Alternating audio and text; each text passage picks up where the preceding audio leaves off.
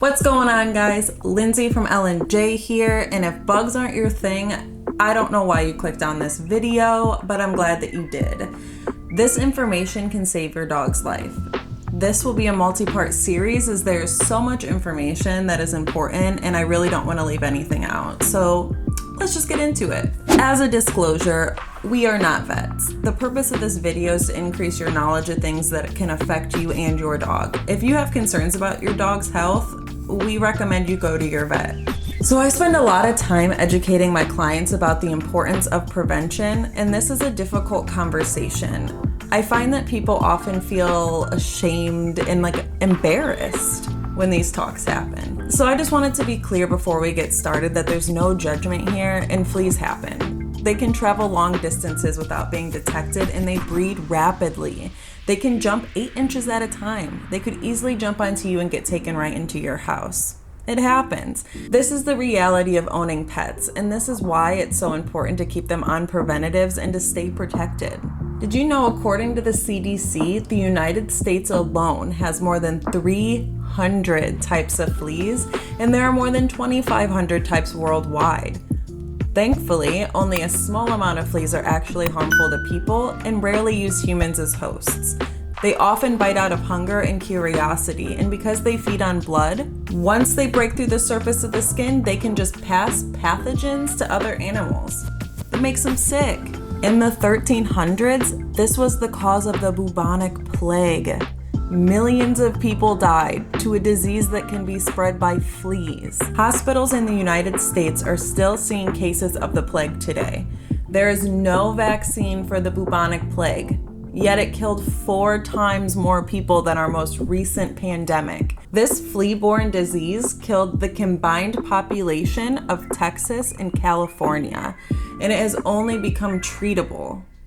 Early signs include headache, fever, chills, extreme weakness, and in obvious cases, fingers and toes start to appear bruised and dark due to necrosis.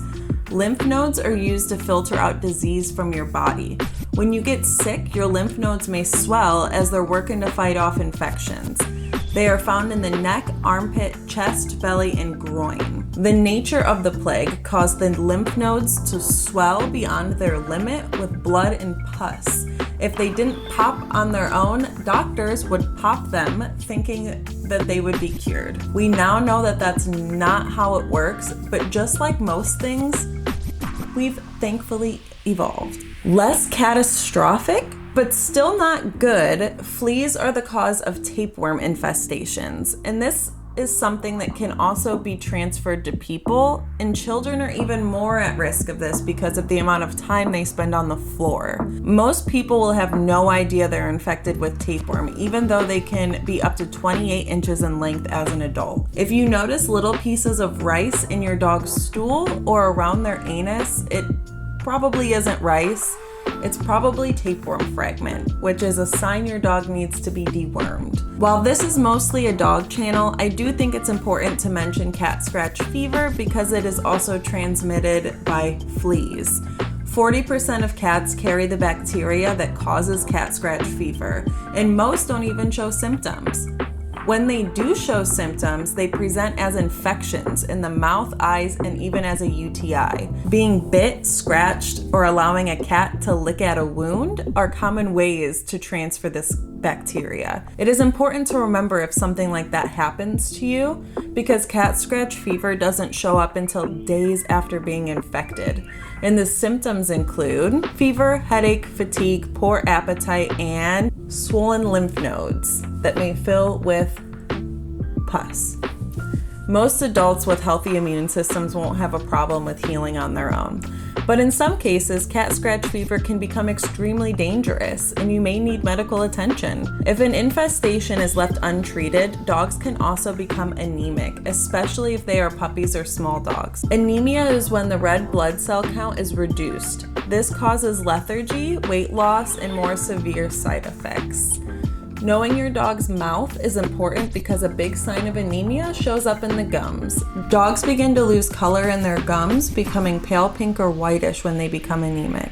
However, the most common issue I've seen with fleas is contact dermatitis. The saliva often triggers an allergic reaction to the skin, leaving itchy red welts. Even if a dog is not allergic to fleas, they can still wreak havoc by causing dogs to itch. Over time, the skin can become inflamed and irritated while they are just searching for relief. When a dog scratches over and over and over, this can cause trauma to the hair follicle, ripping the hair away.